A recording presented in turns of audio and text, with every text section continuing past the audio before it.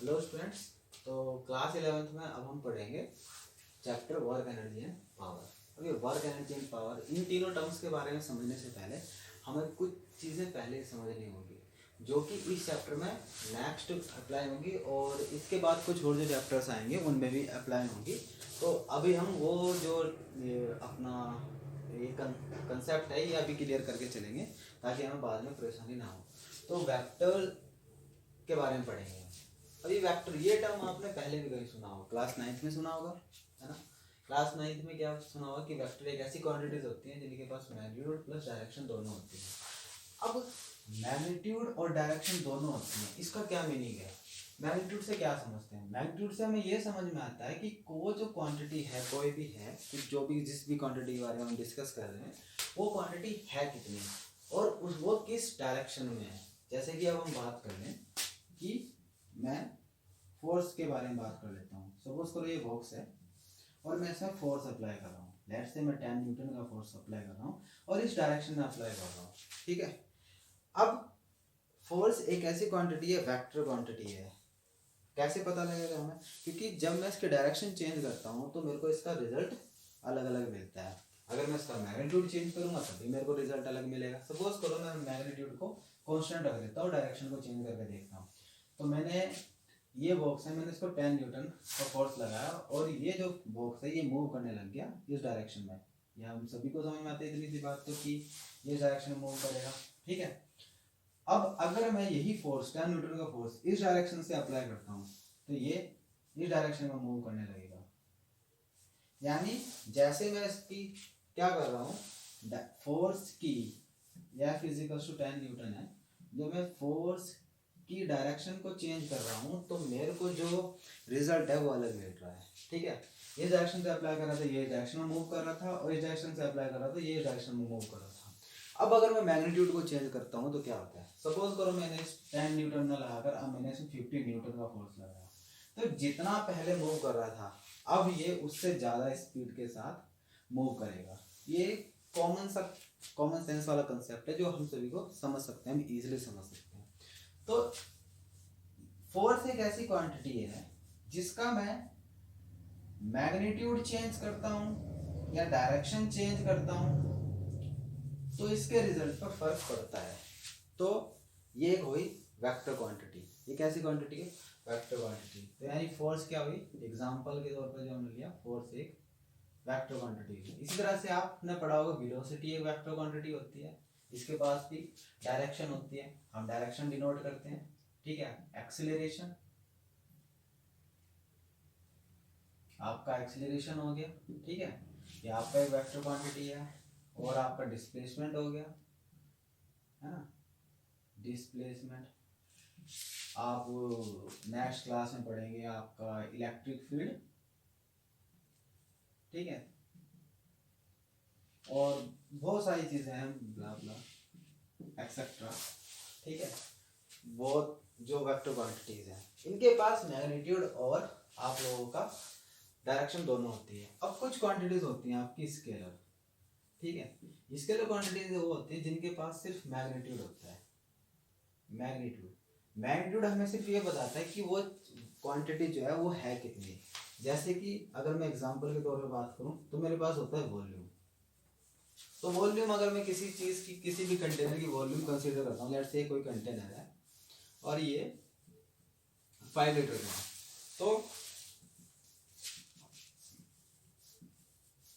तो इसमें जो आप लोगों का, आप इसमें कोई भी लिक्विड फिल करेंगे तो मैक्सिमम इसमें कितना आएगा? 5 लीटर लिक्विड आएगा। अब ये जो 5 लिक्विड है, सिर्फ ये क्या हो गया? ये मैग्नीट्यूड है। अब ये हमें डायरेक्शन के बारे में नहीं बता रहे कि इसमें ये जो 5 लीटर लिक्विड है ये इस डायरेक्शन से आया या इस डायरेक्शन से आया। ये किस भी डायरेक्शन से आप फिल करें इसको, ये 5 लीटर फिल होगा, तो इस पे हमें कोई फर्क नहीं पड़ता है कि ये किस डायरेक्शन से फिलअप हो रहा है। इसके रिजल्ट पे कोई फर्क नहीं पड़ेगा, ये फिलअप होगा और उतना ही फिलअप होगा। हम इस डायरेक्शन से फिलअप करेंगे तब भी वैसे ही दिखेगा हमको, और इस डायरेक्शन से फिलअप करेंगे तब भी वैसे दिखेगा। तो ऐसी क्वांटिटीज होती हैं जिनके पास सिर्फ मैग्नीट्यूड होता है और डायरेक्शन से इनको कोई फर्क नहीं पड़ता, वो होती हैं आपकी स्केलर क्वांटिटीज। जैसे कि आपकी बॉडी, किसी भी ऑब्जेक्ट का मास हो गया, आपका डिस्टेंस हो गया, आप मूव करते हैं एक जगह से दूसरी जगह, ठीक है, ये हो गया। तो ये जो चीज़ है आप लोगों की, ये होती है आपकी स्केलर एंड वेक्टर क्वांटिटी, ठीक है। अब मैं इसको रब कर देता हूँ, इसको कॉपी कर देना।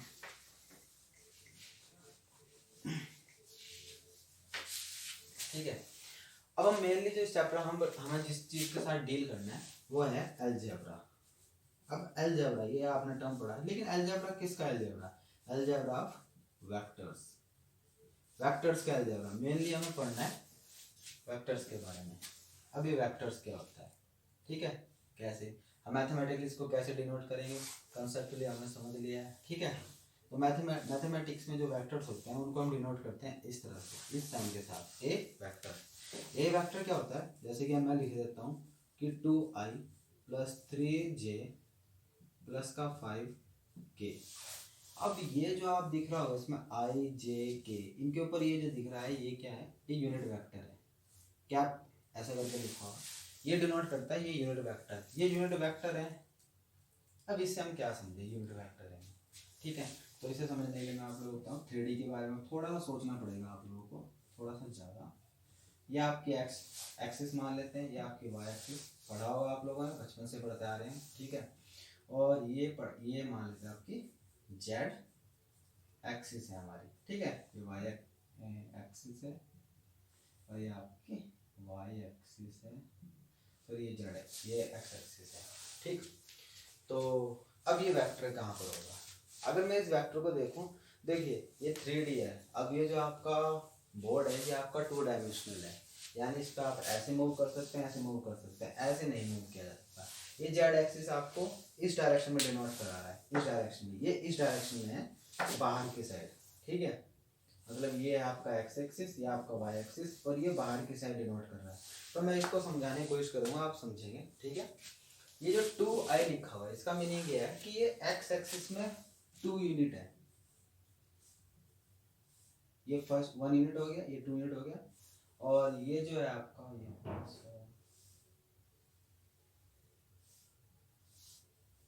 2 3 4, और ये आपका y एक्सिस में 3 यूनिट। तो जैसे मैं यहाँ पर पहुंचा x एक्सिस में 2 यूनिट, मैं ऊपर गया और मेरे को यहाँ पर मिला आपका y एक्सिस में 3 यूनिट, ये हो गया 1, ये हो गया 2, ये हो गया 3, ये हो गया 1, ये हो गया 2, ये हो गया 3, ये हो गया 4। ये आपने पहले भी पढ़ा होगा ऐसा कुछ, ये बहुत ईजी है।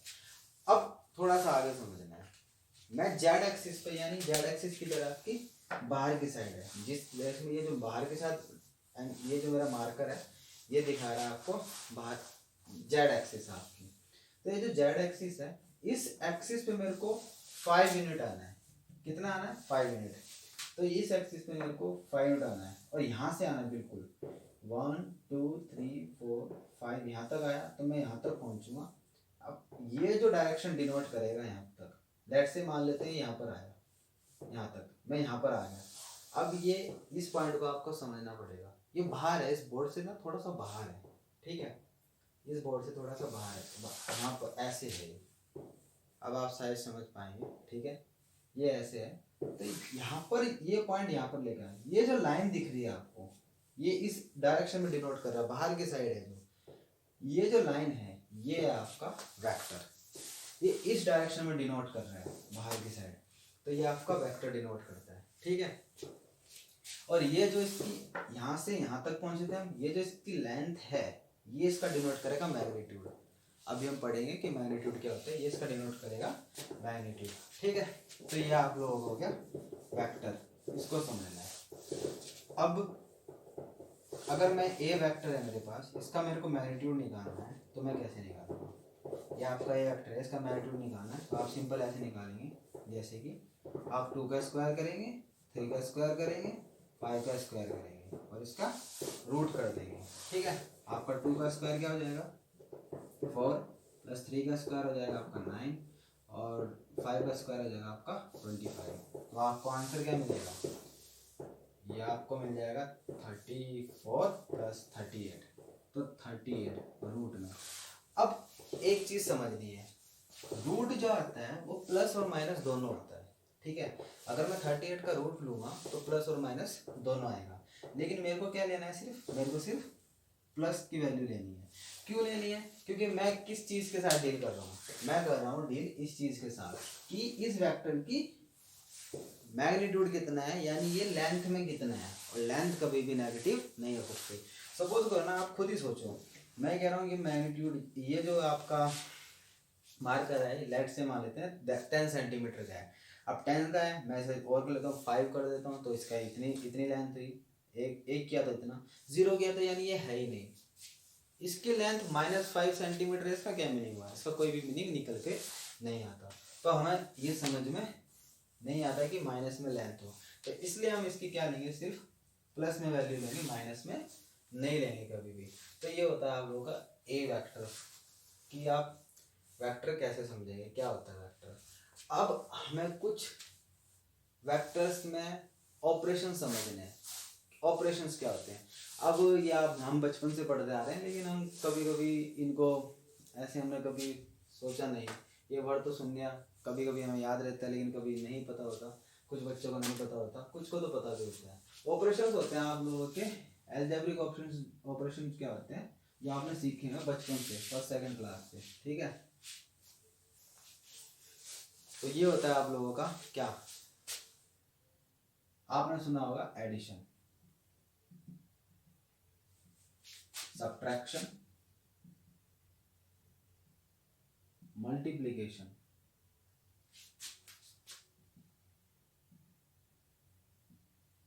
और आपका division.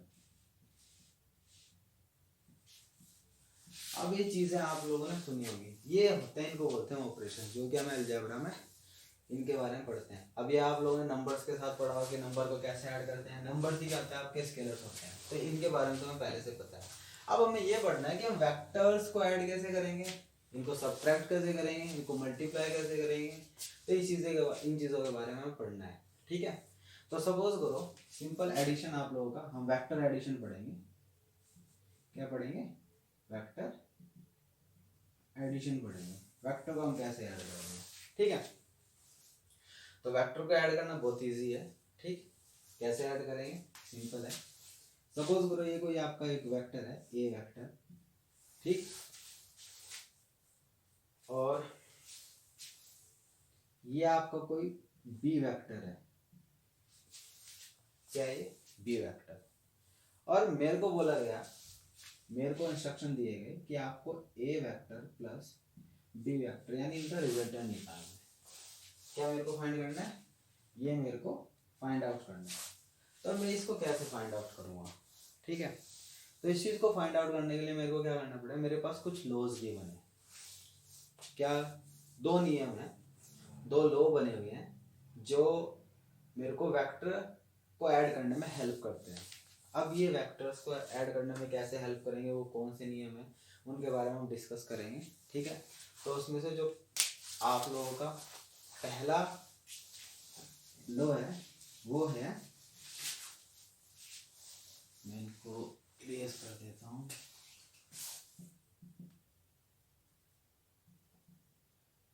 Triangular law of vector addition, ठीक है। Triangular law of vector addition. अब ये क्या होता है triangular law of vector addition? तो इस चीज को समझे, ये आपका ए वेक्टर और आपको बोला गया ये आपका बी वेक्टर, ये आपको ऐड करना है, बी वेक्टर। अब कैसे ऐड करेंगे? तो हम क्या करेंगे, एक वेक्टर को लेंगे, ठीक है। ये आपका ये वेक्टर है, ऐसे डिनोट करते हैं वेक्टर को, ये एक वेक्टर है, ठीक है। ये जो होता है इसका, इसको बोलते हैं हम इसका टेल, और इस जिस साइड एरो होता है उसको बोलते हैं इसका हेड। क्या बोलते हैं इसका? ये हो गया आपका हेड, ठीक है। ये एक वेक्टर है आपका, जिसे हमने ए वेक्टर बोला। ये जो जिस साइड आपका एरो नहीं होता उसको बोलते हैं टेल, और जिस साइड आपका एरो होता है उस साइड को बोलते हैं हेड। तो हम triangle law of vector addition में क्या करते हैं, हम क्या करेंगे, एक वेक्टर को लिखेंगे ऐसे, ये ए वेक्टर है, मेरे को क्या फाइंड आउट करना है, ए वेक्टर प्लस बी वेक्टर क्या होगा, इसका रिजल्टेंट निकालना है, किधर होगा और कहाँ पर होगा, कितना होगा। तो मैं क्या करूँगा, इसको ए वेक्टर को लिखूंगा और इस वेक्टर को उठाऊंगा और यहाँ पर ऐसे शिफ्ट कर दूंगा, ठीक है। बिल्कुल इसकी डायरेक्शन नहीं चेंज करूंगा मैं, बिल्कुल ऐसे उठाऊंगा और इतने का इतना यहाँ पर ऐसे शिफ्ट कर दूंगा। तो मैं इसको ऐसे लिखूंगा, ना मैं इसका मैग्नीट्यूड चेंज करने वाला हूँ, ना मैं इसकी डायरेक्शन चेंज करना, बस मैंने इसको उठाया और यहाँ पर रिप्लेस कर दिया। तो ये हो गया आप लोगों का बी वेक्टर। अब मेरे को ध्यान ये देना है कि मैं जिन दो वेक्टर को ऐड कर रहा हूँ उन दोनों का क्या होना चाहिए, एक के हेड से दूसरे का टेल मिलना चाहिए। ये इसका हेड है और ये क्या है इसका, ये इस वाले वेक्टर का दूसरे वाले का टेल है।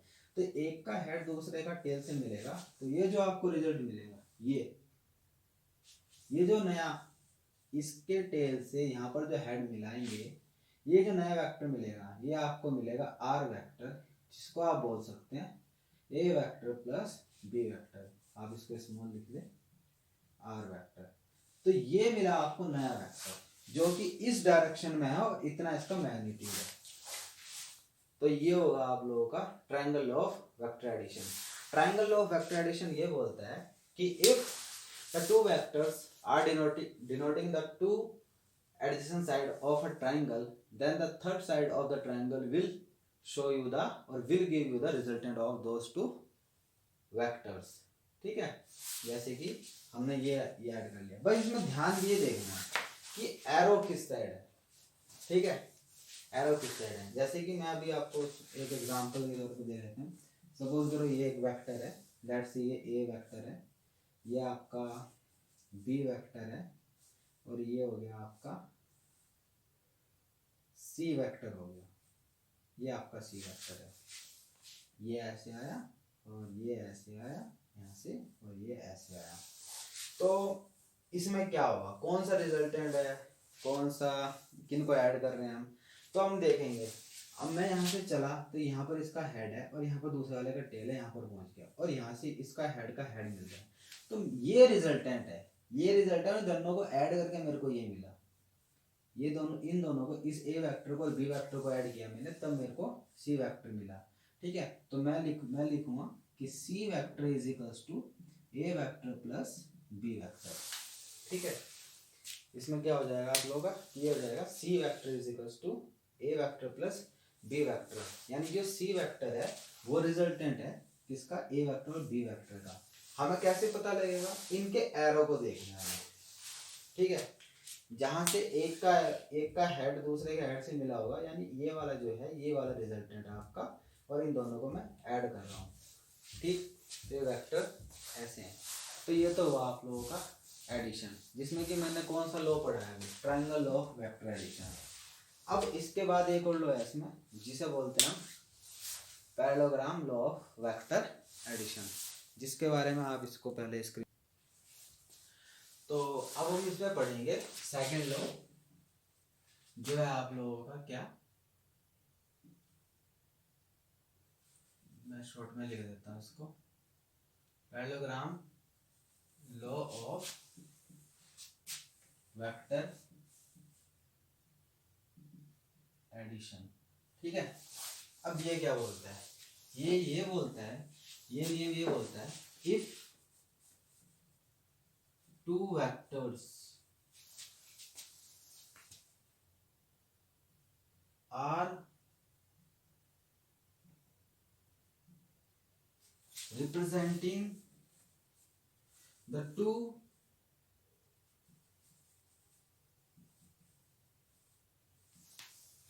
adjacent sides of a parallelogram, then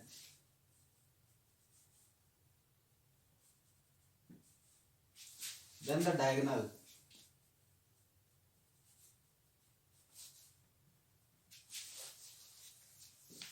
of the parallelogram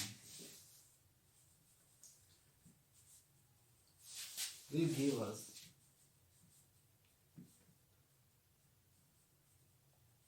the resultant of the two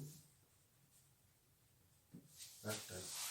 ठीक है, ये हम दो वेक्टर का रिजल्ट मतलब क्या है ये। सपोज करो तो आप लोगों के पास ये एक वेक्टर है और ये भी एक वेक्टर है, ये बी वेक्टर है, ये ए वेक्टर है, ठीक है।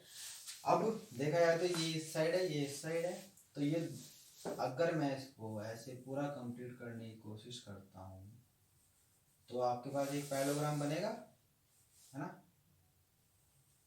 तो ये जो आपकी साइड होगी ये होगा, ये आपको क्या शो करेगा, ए वेक्टर प्लस बी वेक्टर, ठीक है। क्या शो करेगा, ए वेक्टर प्लस बी वेक्टर। अगर हम इसे ध्यान से देखें ना, ये ट्राइंगल लॉ ऑफ एडिशन ही है, इसमें ज़्यादा कुछ नहीं है। अगर हम इस वेक्टर को उठा के यहाँ से यहाँ रख लें तो ये बात वही बन रही है जो हमने ट्राइंगल लॉ ऑफ एडिशन में समझा, ठीक है। तो इसमें ज़्यादा कुछ है ही नहीं। तो बस हमें इतना समझना है कि दोनों को दो जो लॉ हैं एक दूसरे को ही शो करते हैं, ठीक है। Triangle law of vector addition भी वही है लगभग जो कि parallelogram law of vector addition है, ठीक। तो ये बोलता है if the two vectors are represented the two adjacent sides of a parallelogram then the diagonal of the parallelogram will give us the resultant of the two vectors, ठीक। तो ये दो वेक्टर्स हैं जो कि इस पैरेललोग्राम की क्या दो साइड्स को दिखा रहे हैं, और ये जो डायगोनल है ये आपको देगी इसका रिजल्टेंट कि कितना होगा, ठीक। तो ये तो पढ़ा हमने पैरेललोग्राम के वेक्टर्स के क्या एडिशन के लॉ। अब हम पढ़ेंगे वेक्टर्स में मल्टीप्लाई भी होता है, ठीक है। अब इनको हम वेक्टर्स को मल्टीप्लाई कैसे करेंगे, तो वेक्टर्स में जो है इनका प्रोडक्ट निकालने के लिए वेक्टर यानी मल्टीप्लाई करने दो तरीके होते हैं, ठीक है। अब ये दो तरीके कौन कौन से होते हैं, तो मैं इसको रब कर रहा हूँ, ठीक है। फिर हम प्रोडक्ट के बारे में ही पढ़ेंगे, ठीक। तो ये आप लोगों का लेट्स से तो हम क्या पढ़ेंगे, दो तरीके हैं हमारे पास वेक्टर्स को मल्टीप्लाई करने के लिए, इनका प्रोडक्ट निकालने के लिए। तो प्रोडक्ट निकालने का जो पहला तरीका हमारे पास वो है स्केलर प्रोडक्ट, उसको बोलते हैं हम स्केलर प्रोडक्ट, ठीक है। सपोज करो हमारे पास दो वेक्टर्स हैं, ए वेक्टर एंड बी वेक्टर। अब इसको स्केलर प्रोडक्ट क्यों गया, इसको एक और नाम से जानते हैं हम जिसको बोलते हैं डॉट प्रोडक्ट, सुना तो होगा आपने इसके बारे में, ठीक है।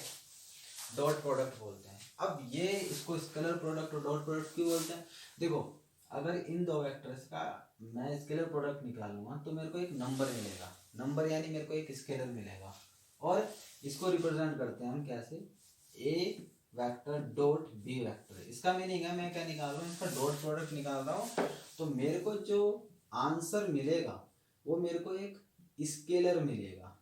स्केलर बोले तो यानी एक नंबर या कांस्टेंट कह ले आप, ऐसा कुछ मिलेगा मेरे को नया वेक्टर, मेरे को वेक्टर नहीं मिलने वाला, मेरे को वेक्टर नहीं मिलने वाला, ठीक है। मेरे को क्या मिलेगा, एक स्केलर क्वांटिटी मिलेगी, जैसे कि 5 मिल जाएगा आपको, 6 मिल जाएगा, -13 मिल जाएगा, कुछ भी ऐसा एक नंबर मिलने वाला है मेरे को एक नया वेक्टर नहीं मिलने वाला है। दो वेक्टर का डॉट प्रोडक्ट करने पर मेरे को क्या मिलता है, एक नंबर मिलेगा, एक नया वेक्टर नहीं मिलेगा। जैसे कि अब हम डॉट प्रोडक्ट करेंगे कैसे, ये समझना है, ठीक। सपोज करो मेरे पास ए वेक्टर है, ए वेक्टर कुछ भी हो गया 2i प्लस 3j माइनस का 4k क्या है ना, कर देता हूँ।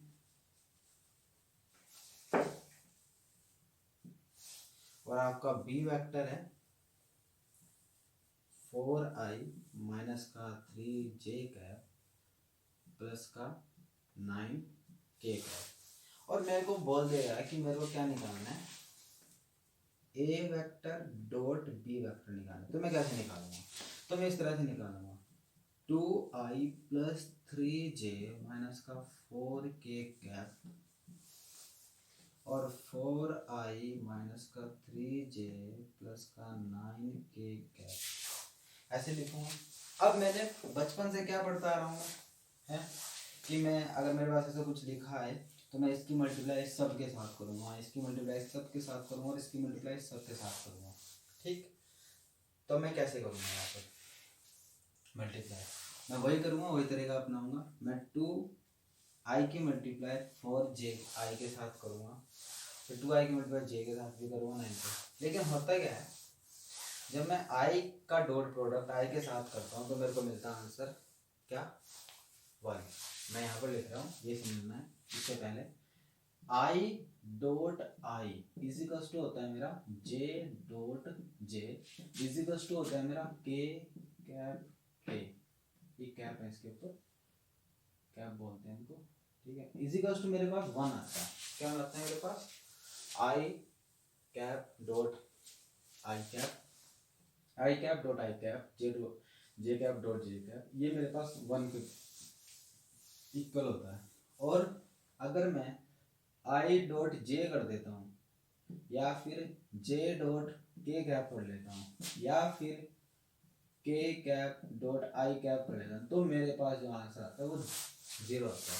यानी मैं i यूनिट वेक्टर की मल्टीप्लाई डॉट प्रोडक्ट करता हूँ j के साथ, तो मेरे को किसी और के साथ करूँगा तो मेरे को आंसर 0 मिलने वाला। उसी के साथ करता हूँ, i की डॉट प्रोडक्ट में i के साथ ही करूँगा, j के डॉट प्रोडक्ट j के साथ करूँगा, k का k के साथ, तो मेरे को 1 आंसर मिलेगा। अदरवाइज मैं किसी और के साथ कर दूँ, मेरे को 0 आंसर मिलेगा। तो जब मैं इसकी मल्टीप्लाई इसके साथ करता हूँ तो i डॉट i तो मेरा 1 बन जाता है, और 2 4 जा 8 बन जाता है मेरा। क्या बन जाता है, 8।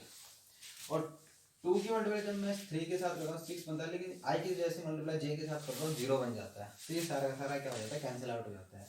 तो मैं क्या करता हूँ, तो इसमें हम क्या करते हैं, हमारा सिंपल सा तरीका है कि i वाले टर्म की मल्टीप्लाई मैं i वाले टर्म के साथ करूँगा, j वाले टर्म की मल्टीप्लाई j वाले टर्म के साथ करूँगा, और k वाले टर्म की मल्टीप्लाई k वाले टर्म के साथ करूँगा।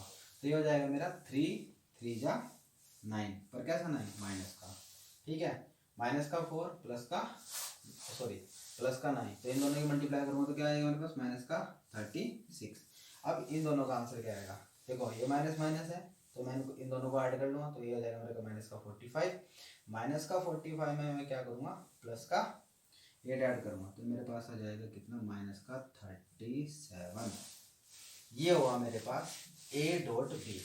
अब इसको अगर मैं देखूँ तो मेरे पास क्या है, मैंने एक वेक्टर को दूसरे वेक्टर के साथ स्केलर प्रोडक्ट किया तो मेरे को एक नंबर आंसर मिला, इसलिए मैं बोलता हूँ इसको ये क्या है, स्केलर प्रोडक्ट है। और ये डॉट प्रोडक्ट इसलिए बोलते हैं क्योंकि इसका जो सिंबल होता है वो डॉट, इसको रिप्रेजेंट कैसे करते हैं, डॉट से करते हैं, इसलिए इसको डॉट प्रोडक्ट भी बोलते हैं। तो ये तो हुआ आप लोगों का डॉट प्रोडक्ट।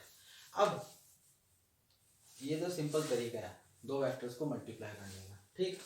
अब सपोज करो मेरे पास क्या है, दो वेक्टर्स गिवन है, एक a वेक्टर इधर है और b वेक्टर इस डायरेक्शन में, ठीक है। और इन दोनों के बीच का जो एंगल है वो थीटा है, कोई भी एंगल थीटा है। अब इसके लिए एक और फॉर्मूला आता है, ठीक है, कि a vector dot b vector करें तो आपके पास जो आंसर आएगा वो आएगा a का मैग्नीट्यूड प्लस b वेक्टर का मैग्नीट्यूड और cos थीटा, इन दोनों के बीच का एंगल थीटा, लेकिन किसके साथ, cos के साथ, cos लिखना है आप लोगों को, ठीक है। तो ये मिल जाएगा आपको। अब देखो a डॉट b है, क्या मेरे को एक मैग्नीट्यूड मिल रहा है, देखते हैं। ये मैग्नीट्यूड यानी एक नंबर होगा, b का मैग्नीट्यूड यानी एक और नंबर होगा, और cos थीटा यानी ये भी एक नंबर होगा। तो मेरे को जो आंसर मिलेगा वो क्या मिलेगा, एक नंबर ही मिलेगा, यानी ऐसा कुछ एक नया वेक्टर नहीं मिलने वाला मेरे को, ठीक। तो ये हो जाएगा आप लोगों का क्या, स्केलर प्रोडक्ट दो वेक्टर्स का। अब मेरे को कुछ रिजल्ट देखने हैं, ठीक। अगर ये इन दोनों वेक्टर्स के बीच में एंगल 90 डिग्री का हो, ठीक, क्या हो, एंगल 90 डिग्री का हो, यानी cos 90, तो मेरे पास मैं लिख देता हूँ if theta is equals to 90 degree, then आपके पास जो a vector dot b vector है वो कैसा आएगा, जीरो आएगा, ठीक है। a vector dot b vector कैसा आएगा आपके पास, 0 आएगा, क्योंकि cos 90, इसका मतलब ये नहीं है, इसका मतलब ये नहीं है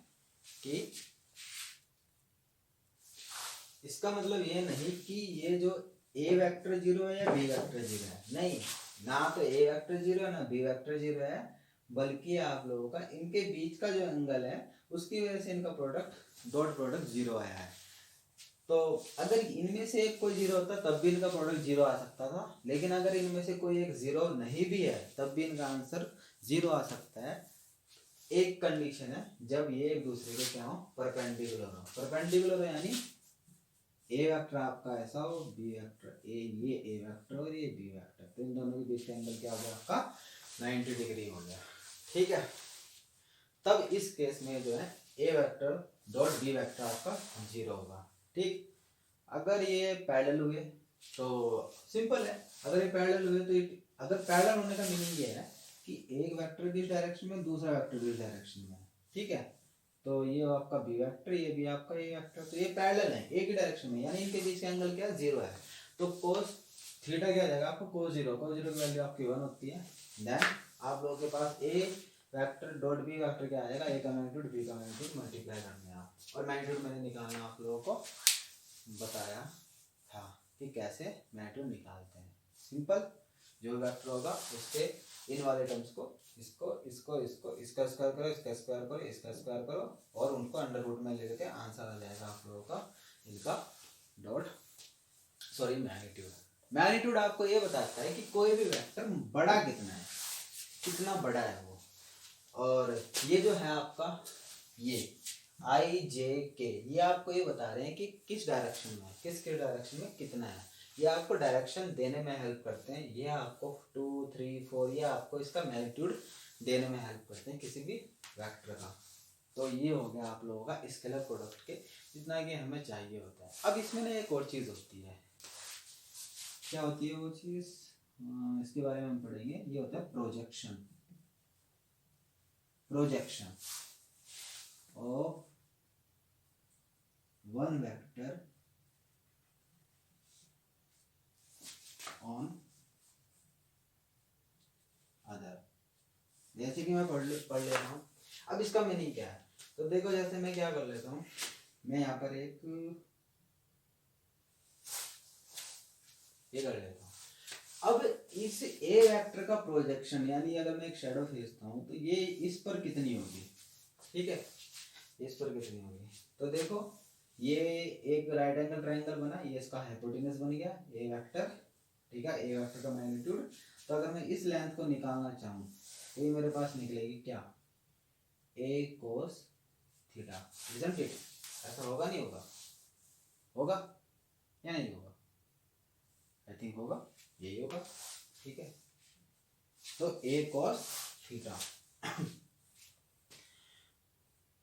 तो ये इसका प्रोजेक्शन हो गया, यानी प्रोजेक्शन मैं लिख रहा हूं of vector A on B, vector A on B क्या होगा आप लोगों का, इसको लिखते हैं हम ए वेक्टर डॉट बी का यूनिट वेक्टर।